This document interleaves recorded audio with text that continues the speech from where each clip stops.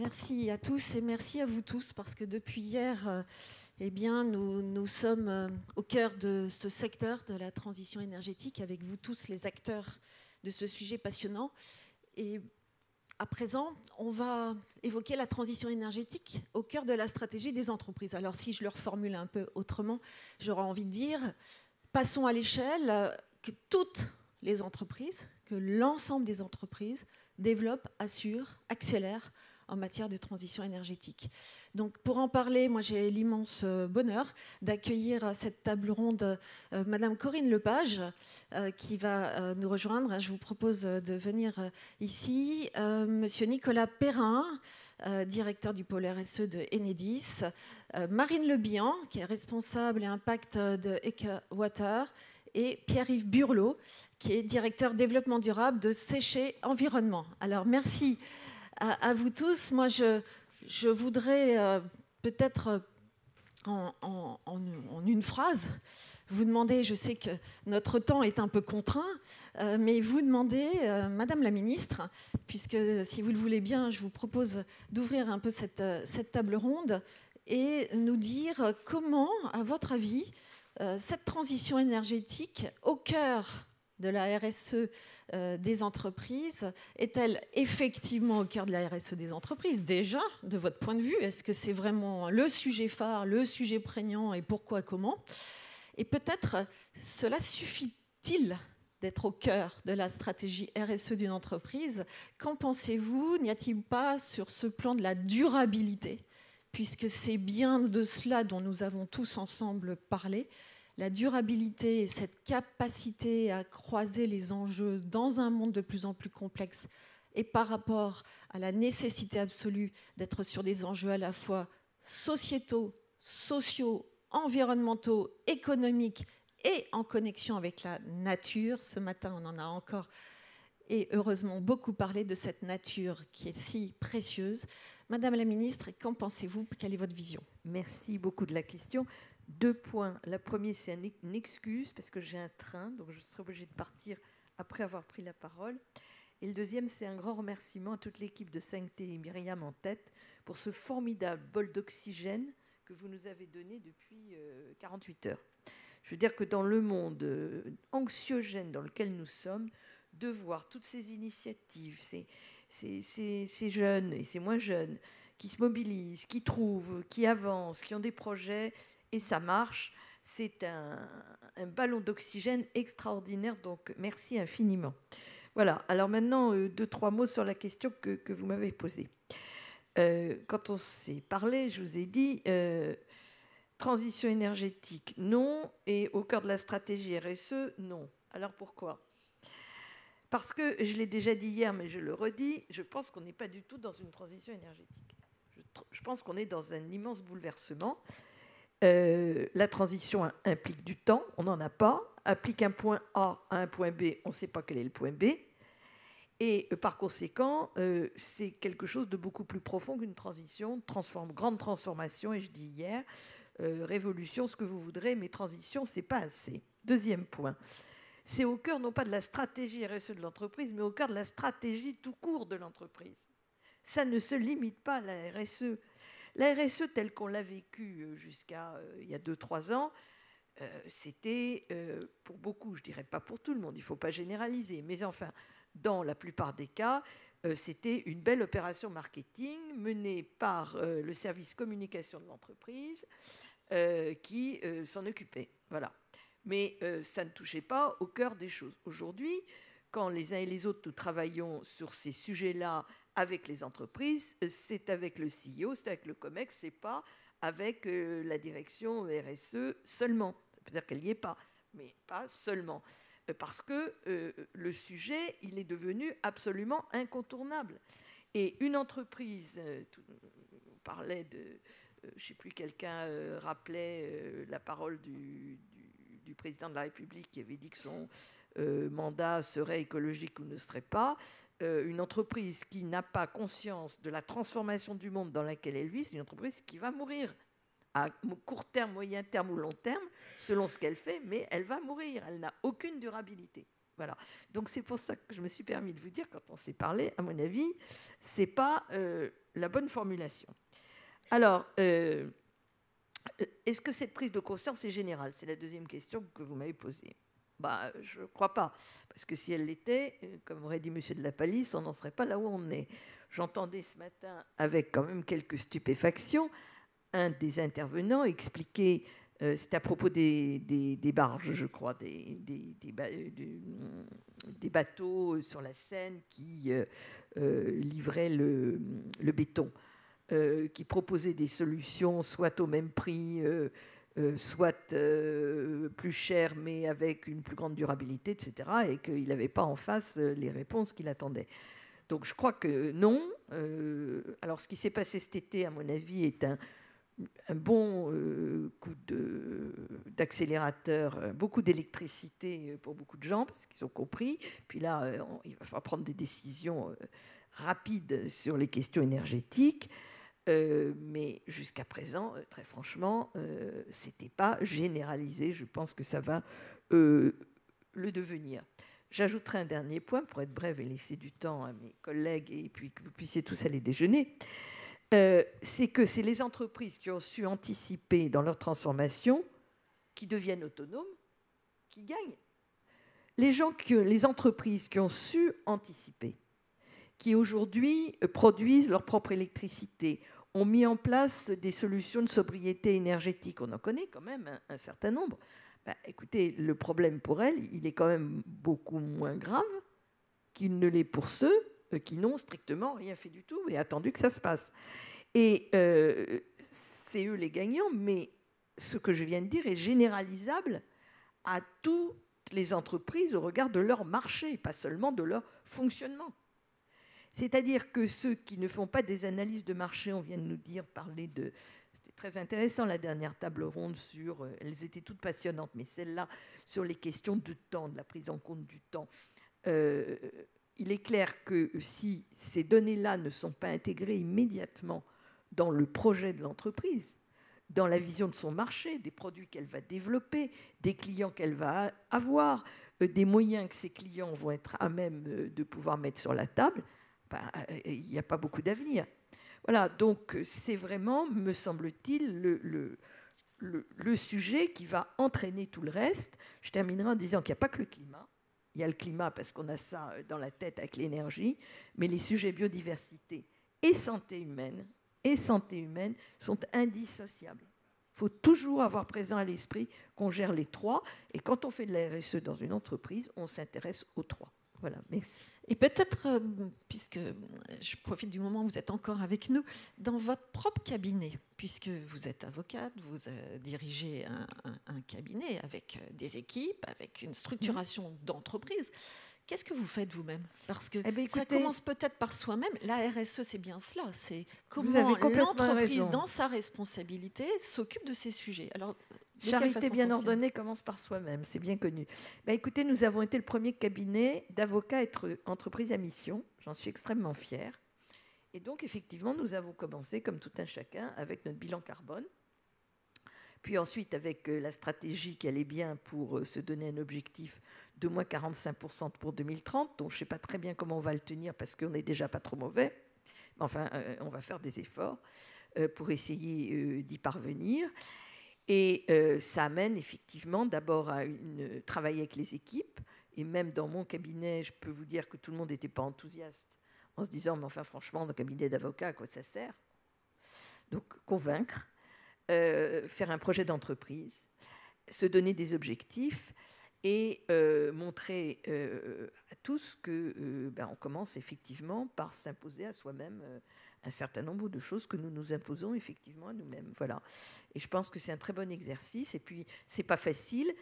Et donc, c'est très bien de se confronter soi-même à des choses qui sont difficiles, parce qu'ensuite, quand on discute avec les autres, on sait les difficultés dans la vraie vie. Et quelques premiers résultats obtenus du point de vue de la transition énergétique, si on parle que de cela. Très franchement, on a un bilan qui est très correct, puisqu'on est vraiment très en bas de l'échelle des entreprises de services. Donc, on va commencer par travailler, mon ami Romuald, on sera très content sur les sujets informatiques. On a des progrès à faire. dans la gestion. On a décidé de passer au matériel recyclé pour tout ce qui est l'informatique. Sur les transports, on avait déjà transport à vélo pour nos livraisons, si j'ose dire. Et l'utilisation du train, on n'utilise pratiquement pas l'avion. On est dans un immeuble collectif, donc notre faculté sur l'immobilier est quand même très modeste, mais on a mis en place des règles sur le chauffage et la clim. C'est-à-dire, cet été, quand il a fait très chaud, la clim, elle descendait pas en dessous de 26 degrés. Voilà, enfin des petites choses comme ça. Puis ça amène à des réflexions aussi sur... alors, on ne sert pas de repas au cabinet, mais on déjeune une fois par semaine. On a pris l'habitude de mettre un certain nombre de règles pour ces repas. On a que des bouteilles de verre. Enfin, on recycle le papier de manière particulière. Enfin, on a mis en place un certain nombre de petites choses à une échelle modeste. Nous sommes une équipe d'un peu plus de 20 personnes, c'est pas beaucoup. Voilà. Merci. Peut-être voir qu'au-delà de ces activités de service et aussi de ce que vous nous indiquez comme étant maintenant, évidemment, le sujet que toutes les entreprises prendront en main ou prennent déjà en main, comment, en passant peut-être le micro à votre voisin, je voudrais proposer donc à Nicolas Perrin maintenant de prendre la parole. Et vous devez nous quitter. Voilà. Bon, donc merci infiniment pour ce témoignage et pour votre approche. Merci. Donc Nicolas Perrin, donc peut-être nous dire, parce que vous êtes le responsable du pôle RSE de Enedis. Donc la RSE dans un grand groupe comme Enedis, c'est bien une des fonctions stratégiques et au cœur de la gouvernance de l'entreprise. Alors, pourquoi cette RSE s'appelle ainsi au sein d'Enedis et de quelle façon l'incarnez-vous? De quelle façon la transition énergétique, pour vous, est au cœur et de quelle façon de la RSE d'Enedis? Alors, RSE pour nous déjà, petite précision, parce que parfois ça recouvre c'est un acronyme qui recouvre des significations un peu différentes. Pour nous, c'est la responsabilité sociétale de l'entreprise, et donc on embarque à la fois la composante planète et on embarque également la composante sociale au sein de notre politique qui, alors Madame Lepage nous a quittés, mais qui irrigue l'ensemble des politiques de l'entreprise et qui est gérée effectivement au niveau COMEX, avec un représentant COMEX, Catherine Lescure, qui interagit directement avec Marianne Legnaud, qui dirige l'entreprise. Enedis, peut-être très rapidement et en 2 mots, parce que parfois on nous confond avec d'autres opérateurs du domaine de l'énergie.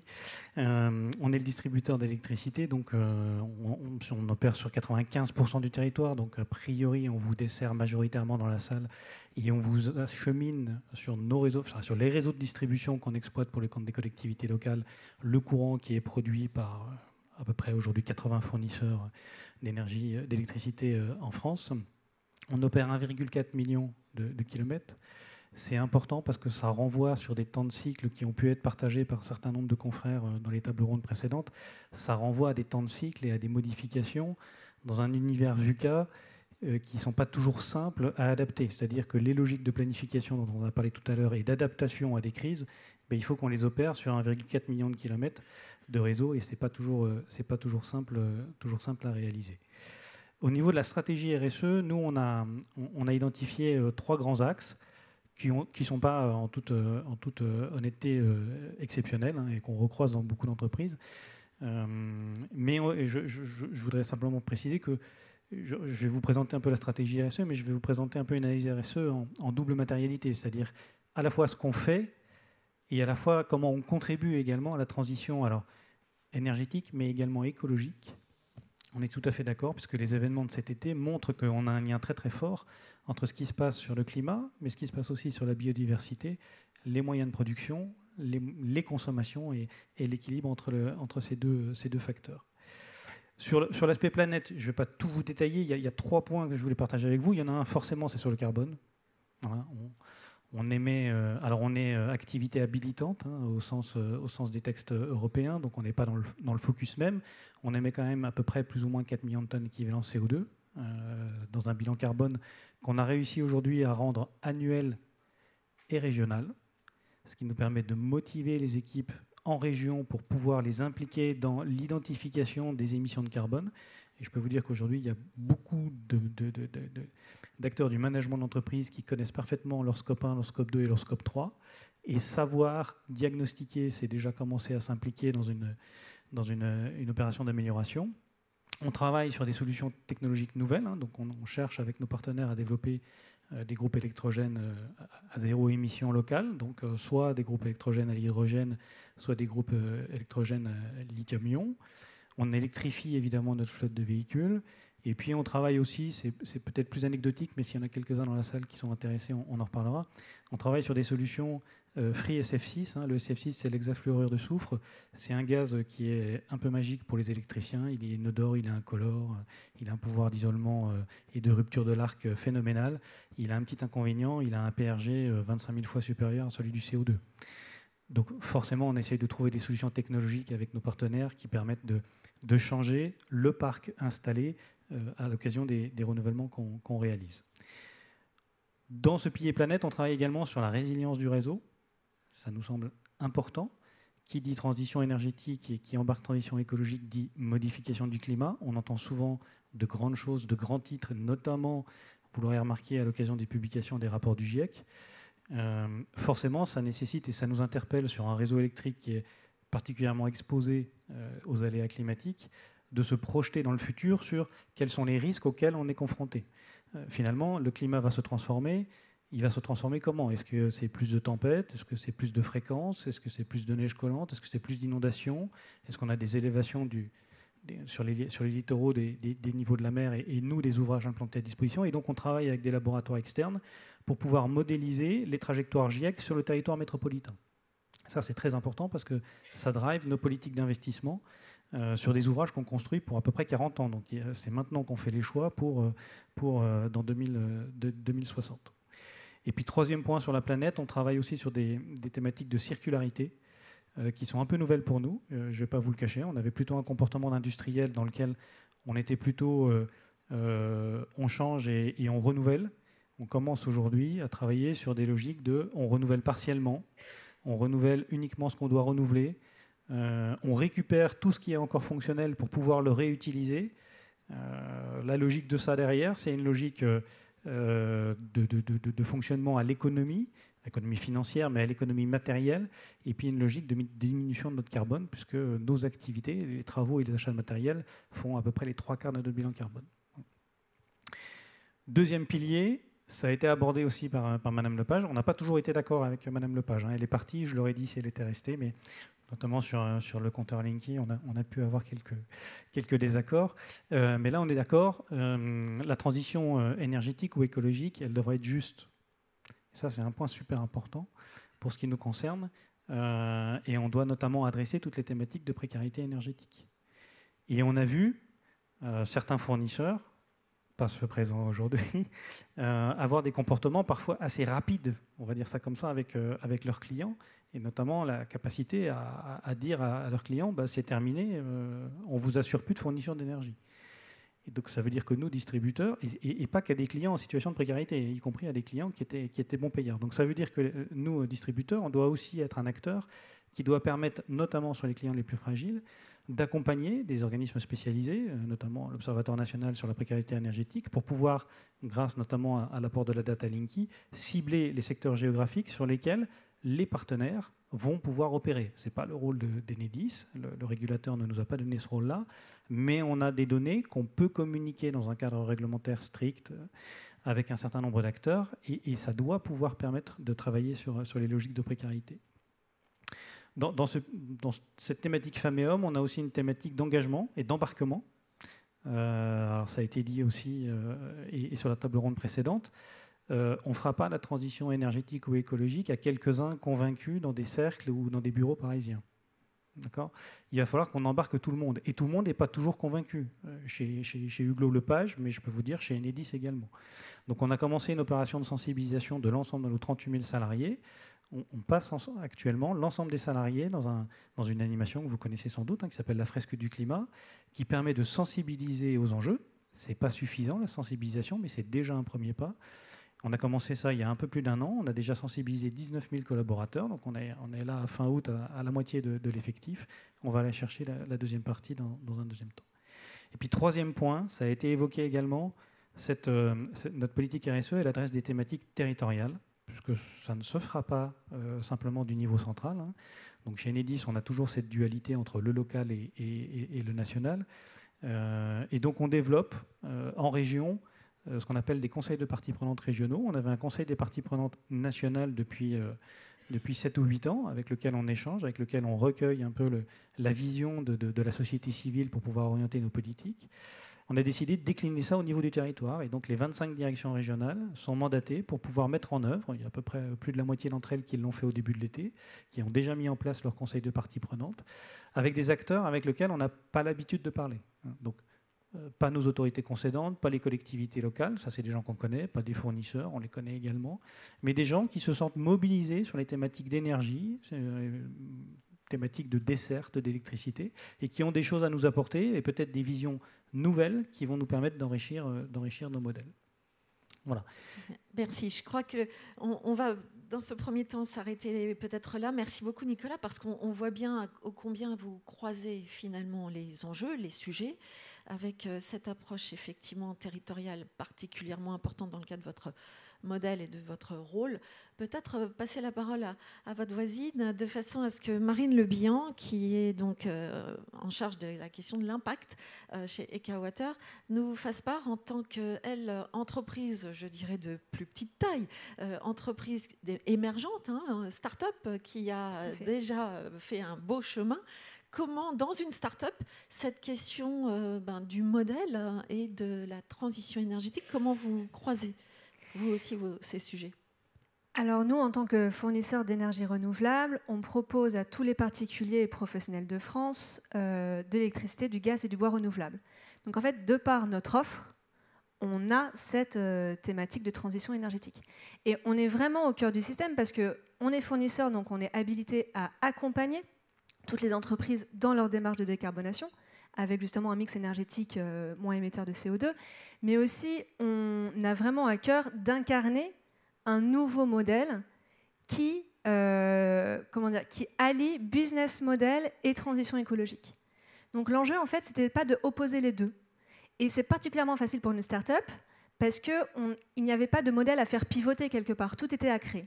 Et donc quand Julien Tchernia et Jonathan Martelly ont fondé Équateur en 2016, ils l'ont fait sur la base de valeurs. Et c'est ça qui a fait une grande différence en fait. C'est-à-dire que toutes les décisions de la start-up, de la croissance de l'entreprise, sont drivées par les 3 valeurs qui sont 1, la durabilité, donc fournir un mix énergétique compatible avec les enjeux écologiques d'aujourd'hui. 2, la proximité, donc être proche de nos clients, de nos clientes et de tous les acteurs avec lesquels on travaille, notamment Enedis, on se connaît bien. Et enfin la transparence, à savoir que l'énergie, donc aujourd'hui fait certes vraiment la une dans tous les débats, mais c'était vraiment pas le cas il y a encore quelques temps. Et donc tout ce qui est opaque, en fait, tout ce qu'on ne comprend pas, on ne peut pas se l'approprier. Et donc Équateur, on s'est mis aussi pour mission de faire beaucoup de pédagogie sur le fonctionnement de l'énergie renouvelable et des garanties d'origine, en se disant une fois qu'on comprend, les gens vont pouvoir vraiment faire un choix conscient de s'avancer vers la transition énergétique. Et donc, comme je disais, au-delà d'accompagner les entreprises, en interne, on a créé ce business model-là qui est fondé sur la réduction de la consommation d'énergie. On a eu la volonté d'être uniquement fournisseur et pas producteur. Déjà parce que c'est un autre métier de produire de l'énergie. Et ensuite, quand vous produisez du kilowattheure, votre intérêt, c'est de vendre du kilowattheure. Et donc, la transition énergétique, c'est décarboner l'énergie, bien sûr, mais c'est aussi réduire. La meilleure énergie, c'est celle qu'on ne consomme pas. Et donc, pour éviter ce conflit d'intérêts, en fait, en disant, moi, plus je produis, plus j'ai à vous vendre, on est sorti de cette relation-là en disant, nous, on n'a aucun intérêt à vous vendre de l'énergie. L'essentiel de notre marge n'est pas faite sur le kilowattheure. Elle est faite sur des services qui vont vous permettre de réduire votre consommation d'énergie. Et donc, c'est comme ça qu'on peut proposer à nos clients et nos clientes de choisir l'origine de leur énergie renouvelable, que ça soit sourcé localement en France ou en Europe. Et donc, ce cœur-là, en fait, de notre business, c'est la transition énergétique, et on l'a aussi élargi. Donc, avec notre bilan carbone, bien sûr, tout ce qui est scope 1 et scope 2, donc en interne, dans nos bureaux. Par exemple, tout nouveau collaborateur ou collaboratrice qui rejoint Équateur a une formation sur les énergies, l'énergie renouvelable et l'écologie. On est aussi labellisé B Corp, et on est qui est le label RSE le plus exigeant du monde, et on est le fournisseur d'énergie français avec la plus haute note. On a été labellisé plus tôt dans l'année entreprise à mission. Donc notre mission, c'est faciliter la transition énergétique, ce qui garantit qu'aucune décision de nos dirigeants et dirigeantes ne pourra aller à l'encontre de cette mission-là. Et on a aussi élargi le domaine de la RSE, bien sûr, à tout ce qui est social, comme disait mon confrère d'Enedis. Et donc chez Équateur, en fait, ça se traduit notamment par le recrutement. C'est-à-dire que nous, on est habilité à fournir tous les citoyens et citoyennes de France. Et on s'est dit qu'on se devait de les représenter, en fait. Parce qu'on peut avoir des angles morts du fait de notre culture, du fait de notre background, de notre éducation, etc., sur l'écologie. Donc ça nous tenait vraiment à cœur, en fait, de représenter. Plus on s'est dit, en fait, plus on allait représenter ceux qu'on allait servir, plus on allait pouvoir mieux les servir. Et donc, vous me disiez en préparant ce débat que, en fait, c'est ça, peut-être aujourd'hui, votre principal impact négatif, c'est-à-dire c'est sur la dimension humaine. Expliquez-nous ça, parce que vous êtes au cœur de votre modèle, la transition énergétique est au cœur. Donc, de ce point de vue-là, vous estimez avoir principalement que des impacts positifs. Mais pourquoi la création de valeur, le développement de votre entreprise crée un impact négatif en termes humains ? Alors, impact négatif, je ne sais pas. Je ne pense pas que l'impact soit négatif pour le coup. Mais c'est vrai qu'on avait des très bonnes notes sur tout ce qui était énergie, consommation, etc. Et en fait, dans RSE, on est fait social. Et quand on a une croissance qui croît très fort, on a des besoins de recrutement rapides, en fait. Et donc, on est tenté d'aller vers la personne qui se présente le plus vite avec les meilleures compétences. Et évidemment, on recrute toujours les personnes avec les meilleures compétences, mais on s'est dit, mais si on ne fait pas attention, et si on privilégie vraiment cette contrainte de temps et d'être pressé pour notre croissance, on risque de se retrouver qu'avec des gens qui se ressemblent. Et c'était important pour nous de se dire, en fait, non. La transition énergétique, la transition écologique doit se faire avec tout le monde. Et on se doit d'intégrer tout le monde. Donc ça veut dire on a diversifié notre recrutement. De la diversité, de la mixité, parce qu'a priori, sinon, c'est que quoi ? C'est que des jeunes hommes blancs, c'est ça ? Dans le milieu d'énergie, on ne va pas se mentir, c'est assez courant. Jeunes ou moins jeunes.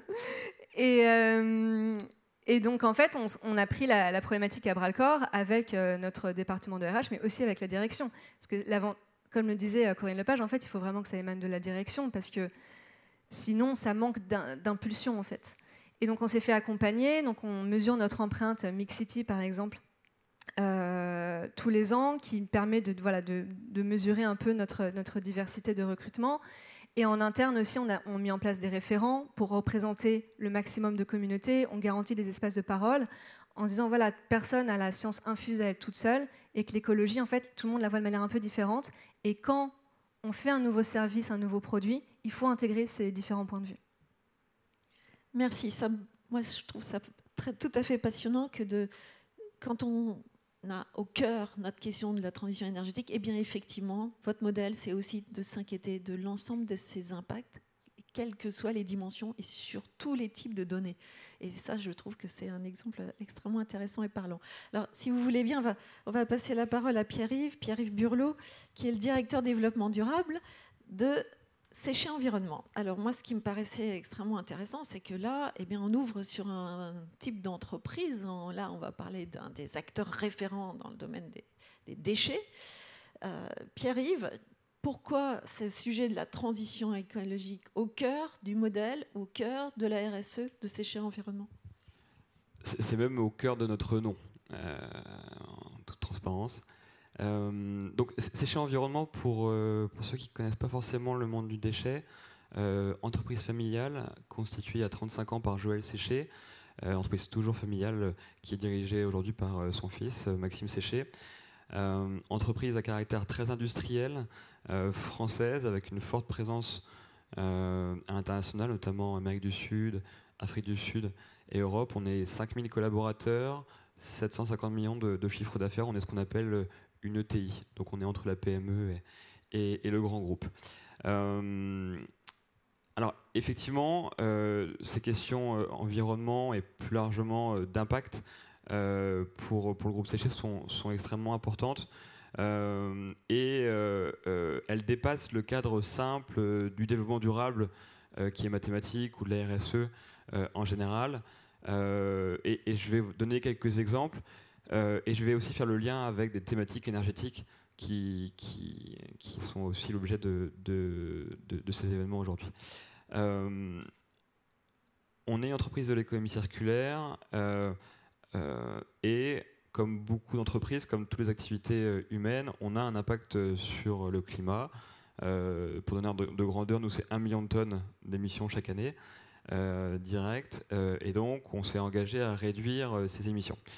Par ailleurs, on apporte des services à l'environnement, notamment des matières recyclées qui ont une qualité, pour certaines d'entre elles, ce n'est pas le cas de toutes, qui permettent de réduire les émissions carbone quand on les compare à des matières vierges. On est un des leaders, par exemple européens, de la régénération des solvants. On travaille beaucoup pour la chimie. Les solvants régénérés qu'on produit émettent 10 fois moins de CO2 que leur alternative asiatique vierge. Donc on produit effectivement des leviers de décarbonation pour nos clients. Donc on a aussi un autre objectif d'augmenter nos émissions évitées chez nos clients, donc nos services à l'environnement. Ces deux objectifs ne sont pas restés que des engagements climat, sont des engagements groupes qui ont été intégrés à ce qu'on appelle des green bonds. Donc c'est des emprunts verts et l'ensemble de la dette du groupe a été refinancé sur ces objectifs climatiques.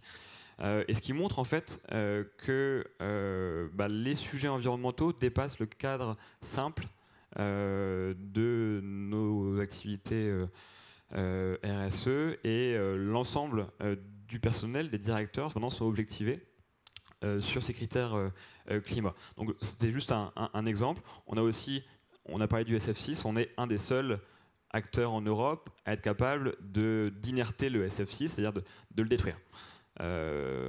C'est aussi une de nos spécialités. Deux sujets qui sont importants pour nous. Je vais être relativement court. On est sur une thématique énergétique principalement. Aujourd'hui, on est sur un vrai basculement et nous on le voit concrètement. C'est-à-dire que historiquement, on a toujours produit de l'énergie issue de déchets. Le changement qu'on voit, c'est qu'aujourd'hui, quand on produit de l'énergie, on n'a aucune difficulté à la vendre, ce qui n'était pas du tout le cas précédemment. On se battait pour être compétitif face aux fossiles, et pendant des années, voire des dizaines d'années, on a eu des installations qui produisaient l'énergie, mais cette énergie ne trouvait pas de clients. Aujourd'hui, il y a la queue devant nos centres pour obtenir cette énergie. Deuxième exemple qui est important pour nous dans le lien entre territoire et nos activités, c'est les enjeux de biodiversité. Je vais être très court. C'est un enjeu extrêmement important pour nous. Ça fait partie de notre différenciation par rapport aux acteurs de l'économie circulaire. Joël Séché, quand il a créé son entreprise industrielle, hein, on a une emprise forte sur les territoires, a voulu que ces sites soient intégrés à ce qu'on appelait à l'époque, je trouve assez justement, le paysage et la nature. Donc on ne parlait pas de biodiversité il y a 35 ans. Et on a conçu nos sites de cette manière à ce qu'on ne les voit pas et leur impact sur la nature soit les plus limités possibles. On a fait appel à des écologues en interne. On a été un des premiers groupes industriels européens à avoir des écologues en interne. Aujourd'hui, on a un service biodiversité composé de 5 écologues qui sont spécialisés sur ces questions-là. Et ce lien avec maintenant la biodiversité fait partie de nos forces et de nos intégrations au territoire. On parle beaucoup de l'acceptabilité des ENR. On peut parler en fait des projets environnementaux en général, les aspects biodiversité et faire attention à la nature, faire attention à la manière dont nos projets s'intègrent dans leur écosystème, extrêmement important. Et il y a la biodiversité, mais il y a aussi le paysage. Et c'est deux matières scientifiques à part entière. Et donc c'est aussi un REX qu'on soumet à votre sagacité, mais c'est vraiment important, dès la conception du programme, de tout projet, de faire attention à cette thématique-là. Merci infiniment. Je crois que le gong a sonné. Il va falloir que l'on quitte la scène, mais je voulais peut-être juste relever deux, trois éléments de ce qui vient d'être dit. Il me semble que, effectivement, vous l'avez démontré, vous l'incarnez, c'est bien au cœur du modèle durabilité de l'entreprise, que finalement cette stratégie RSE et dans le cadre duquel on a cette stratégie énergétique qui se déploie et qui va se déployer, on l'a bien senti, on le sait, dans une actualité qui rend ce sujet tellement crucial qu'il est plus qu'au cœur, il est booster de ces modèles et peut-être aussi frein dans certains cas. Et en l'occurrence, il me semble que les mots que vous avez utilisés, d'être dans la transversalité, d'être dans le dialogue, la relation avec l'ensemble des parties prenantes, d'être dans cet lien absolu de croisement des enjeux et des différents enjeux, que ce soit sociaux, économiques, financiers, vous l'avez soulevé, Pierre vient encore là de l'évoquer, ô combien l'ensemble de ces enjeux qui se croisent, il faut savoir les croiser, et probablement les professionnels que vous incarnez dans cette fonction de direction développement durable, RSE, on l'appelle comme on veut, responsable à impact, enfin après chacun a choisi les mots qui lui paraissent les plus pertinents, mais ce qui moi me semble absolument nécessaire, c'est que l'on continue à mesurer, à progresser, à agir et à piloter cette action par un travail finalement transparent et en confiance au cœur des COMEX. Alors on le fait comme on veut, si on est grand, petit, moyen ou énorme, mais quoi qu'il en soit, continuons à agir ensemble dans ce sens. Merci à vous tous en tous les cas pour votre attention et à très bientôt. Attendez, excusez-moi, je prends juste.